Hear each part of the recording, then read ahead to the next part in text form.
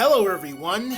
My name is Don, the movie reviewer, and today we're going to be talking about Halloween 6, The Curse of Michael Myers. Mrs. Blankenship! Oh, God, hurry, we have to... Hello, dear.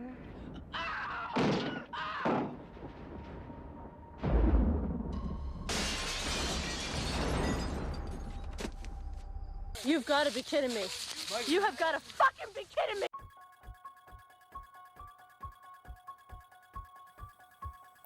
Halloween 6 picks up a few years after the events of Halloween 5. Jamie Lloyd is an adult now, but she's no longer played by Danielle Harris because there was some legal issues or something with that, so she couldn't come back. But this time around, Jamie Lloyd is back and she's an adult. She's giving birth to this baby. We don't know who the father is. It's weird.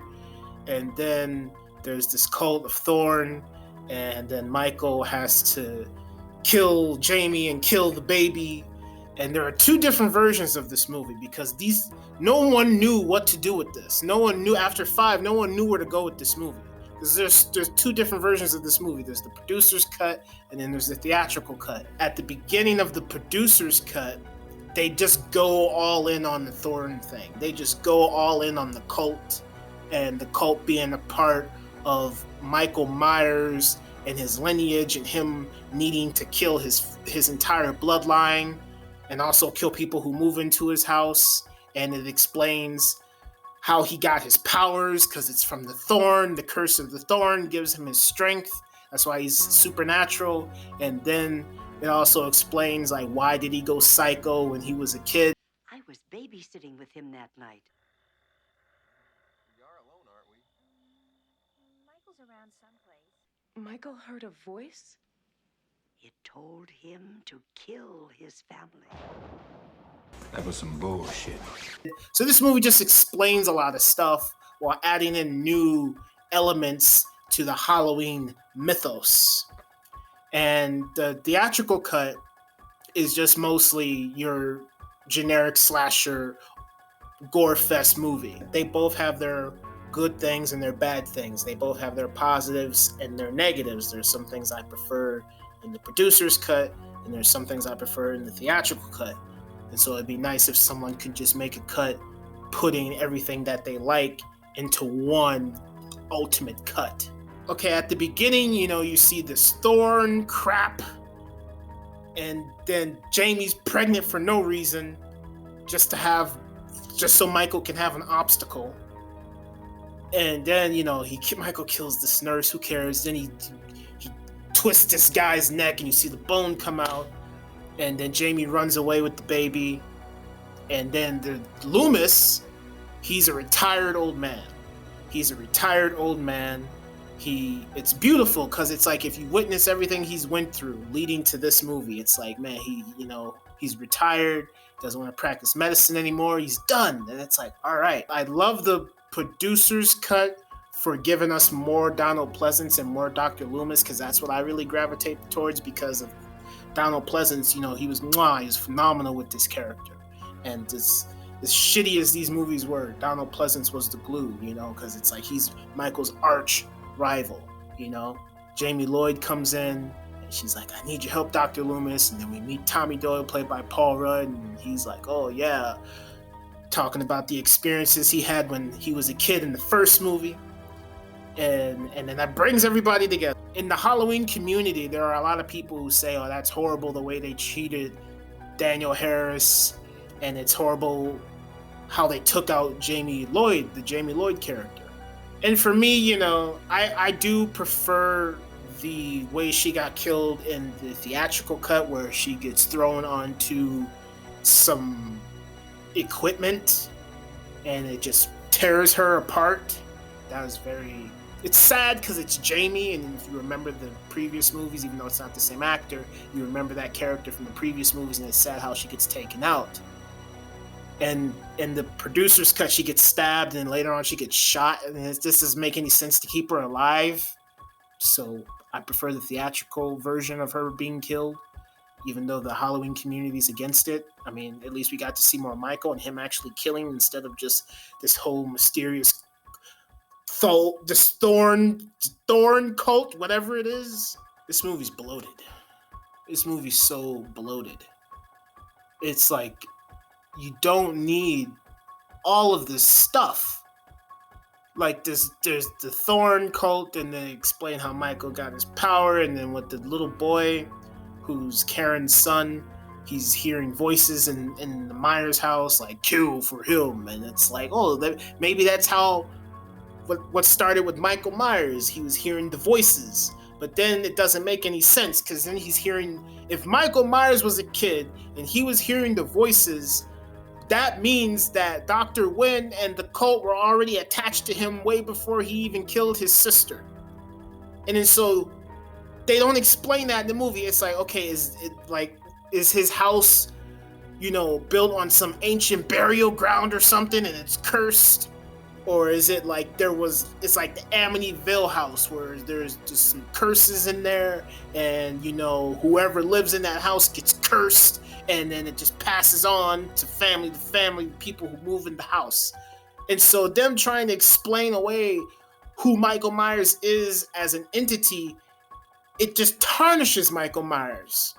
He's not scary anymore. It just tarnishes the essence of Michael, because when you see the first movie, it's just some kid, he kills his sister and you don't know why, and then he grows up, and then you hear all of this exposition from Dr. Loomis, and he gives you some insight into what Michael Myers was doing while he was incarcerated. He's looking at a wall, just waiting patiently, and then he escapes, and for some reason he's really powerful, and he's the boogeyman, and he's hiding in the shadows, and he's waiting, and he's waiting, and he's waiting, and then he waits for the right time to strike, and then it's there's the chase, and it's over, and you don't know what's going on. You don't know, like, how is this possible?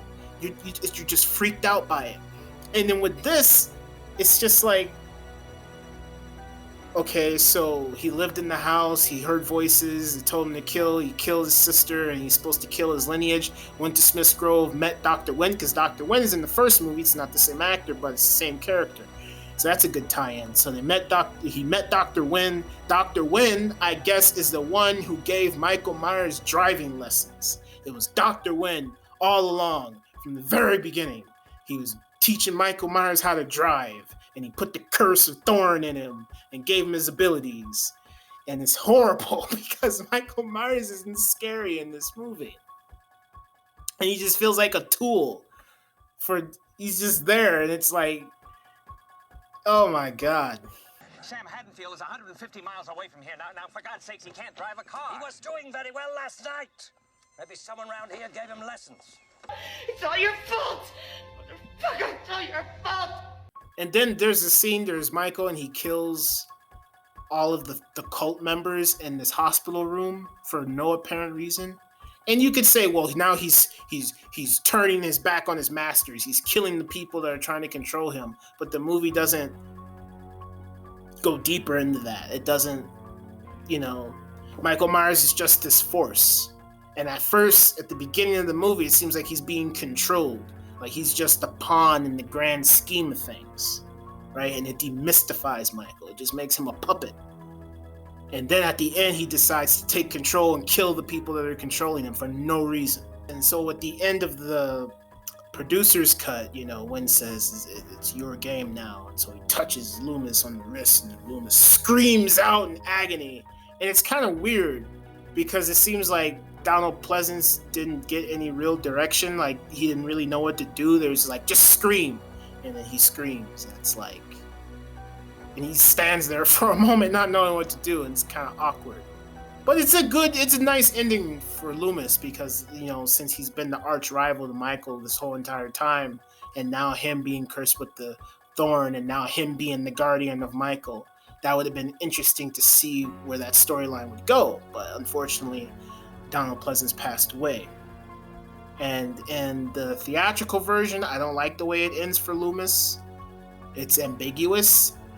It's kind of like what they did in Halloween 5, but in Halloween 6 it's worse. Because in Halloween 5, I thought Loomis died. Well, we thought he died at the end of Halloween 2, but he should have died, but he didn't. They had to make sequels. And so in Halloween 5, he's beating the shit out of Michael with the 2x4, and he collapses and he has a heart attack and he's dead. But in Halloween 6, they explain, he just had a stroke or something, and he had surgery and now he's fine. Well, they say that in the theatrical, no, they say that in the producer's cut, but not in the theatrical cut. They don't mention that, And at the end of the theatrical version, it ends with Paul Rudd beating the shit out of Michael, and some green goo comes out, which makes no sense. And then Loomis says, "I have some business to attend to here." And then you just hear him screaming, and it's like, did he die? Did he see Michael's face? What happened? It's ambiguous. You don't really, I guess Michael killed him finally or something, but it's off screen, so it's a horrible conclusion for the Loomis character. It's a horrible way for his character to end. I can understand when you have a sequel and you need to add more story elements in your movie to make the sequel more exciting, right? You can't just keep repeating the same thing over and over again. I mean, you can, but people are going to start taking notice of it, so you're going to have to add in some new elements to spice things up. I understand that. Like with Friday the 13th, this movie reminds me of Friday the 13th, The New Blood. And Friday the 13th, The New Blood's better than this movie. But they feel similar because they go into this mystical realm, mumbo-jumbo, voodoo stuff, where in The New Blood, this chick has telekinesis or something, and so she can control things with her mind, and she's doing all this crazy stuff. And I accepted that in the Jason movie, because Jason is over the top already. But then with Michael Myers, you got all this cursed thorn stuff, and rituals, and all paganism stuff, and it's like, this feels so out of place for Michael. It just seems like now he's just copying his imitators. It's like Michael set the bar for what horror movies, slasher films should be, and then all these imitators came out, and now the sequels are so dumbed down to the point where now they're just gonna copy the people that were copying them, and they don't feel distinct. The franchises all feel the same now. It's all about the blood and the gore and not about the atmosphere and the mood and the suspense like the original Halloween movie. Like, I want to say good things about this. I do. Like, Donald Pleasance, fantastic in this movie. He's the glue that holds the whole thing together. I like the producer's cut with his story because you get a good arc with Donald Pleasance in the producer's cut because he's a retired old man, and then Michael comes back. Now he's got to get back into the fight, and he's tracking Michael down, and he's explaining the lineage and the thorn, and he's learning about all this stuff as well. And then at the end, he becomes the successor to be the mentor of Michael Myers, and he's cursed forever, and that's a nice conclusion. In the theatrical version, they don't really give him much to do. They kind of cut out a lot of his stuff, which is sad. So that's a good thing. Donald Pleasance was great. The musical score is a bit tweaked, and it sounds good. There's some moments where you do feel some suspense in here. You can play the Halloween theme during any moment, and it will turn that moment into a terrifying moment. So the music in here is great. That's pretty much it. Everything else in this movie is terrible. Like, the story is bloated with this thorn stuff, explaining Michael and how he came to be, why he does what he does, and it demystifies him, turns him into a puppet. In the grand scheme of things, it's not a scary movie. It's not suspenseful.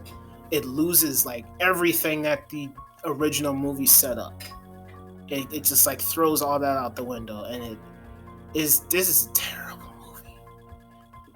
Like I said, no wonder why they rebooted this whole thing after this, because it's like, yeah, 5 really like set the stage for this to fail. It's like, I understand. It's like, how could you salvage this?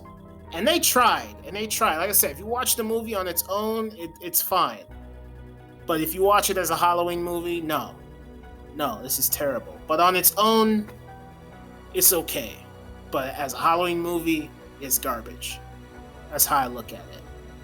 No matter which version of this movie you watch, it still feels like a TV movie.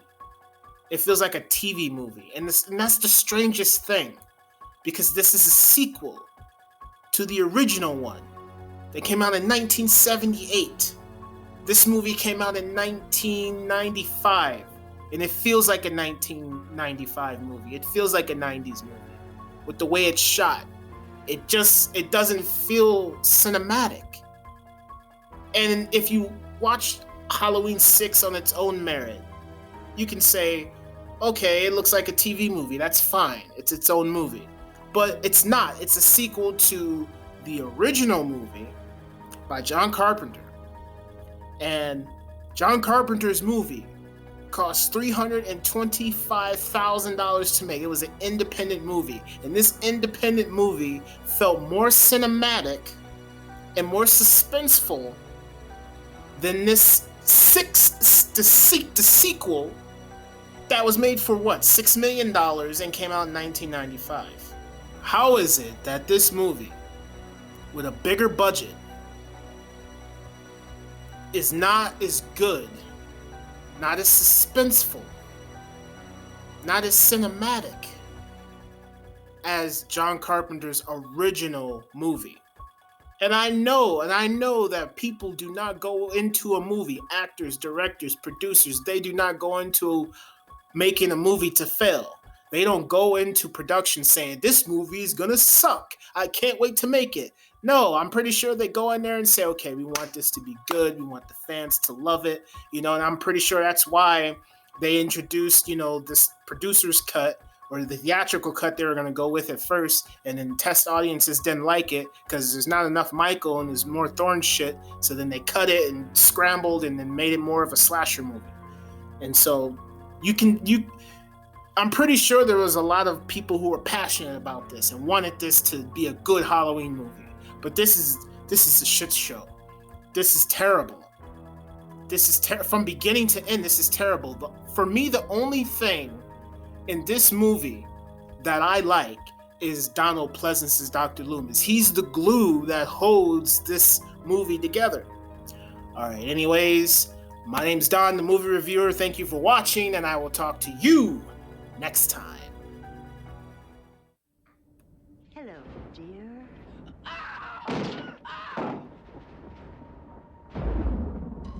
You've got to be kidding me. You have got to fucking be kidding me.